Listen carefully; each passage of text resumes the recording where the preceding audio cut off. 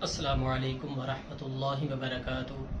الحمدللہ وحدہ والصلاة والسلام علی من لا نبی بعد، اما بعد،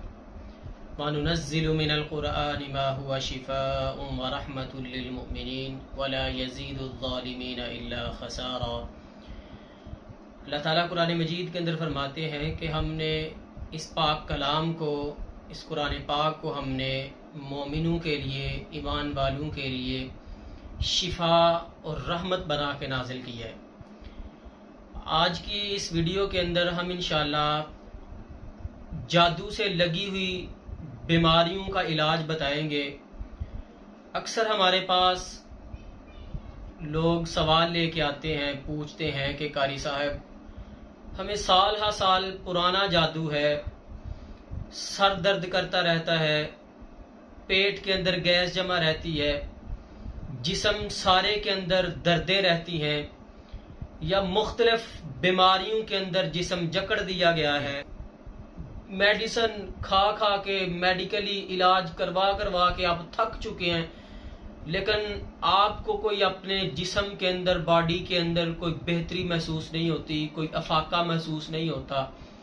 تو آپ انشاءاللہ 21 دن مسلسل اس عمل کو کریں، اللہ کی ذات پہ توکل کرتے ہوئے، یقین کرتے ہوئے، اللہ کے پاک کلام کو شفا یابی کا ذریعہ سمجھتے ہوئے آپ اس عمل کو چند روز کریں۔ جتنی بھی موذی آپ کو بیماری لگی ہوئی ہے، جتنی بھی خطرناک بیماری ہے، آپ کو دل کے مسائل ہیں، آپ کو جگر معدے کے مسائل ہیں، دماغ کے مسائل ہیں، یا دیگر جسم کے اندر کوئی بھی بیماری ہے، انشاءاللہ آپ یہ 21 دن مسلسل عمل کریں، ہر طرح کی بیماری میرا اللہ شفا کے اندر تبدیل فرما دیں گے۔ تو آپ نے کرنا کیا ہے، ہر روز فجر کی نماز کے بعد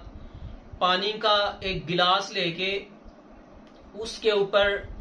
3 مرتبہ سورۃ فاتحہ پڑھنی ہے، اور 41 مرتبہ آپ نے سورۃ انبیاء کی آیت نمبر 83 ربی انی مسنی الضر وانت ارحم الراحمین، اور 41 مرتبہ امن یجیب المضطر اذا دعاہ ویکشف السوء،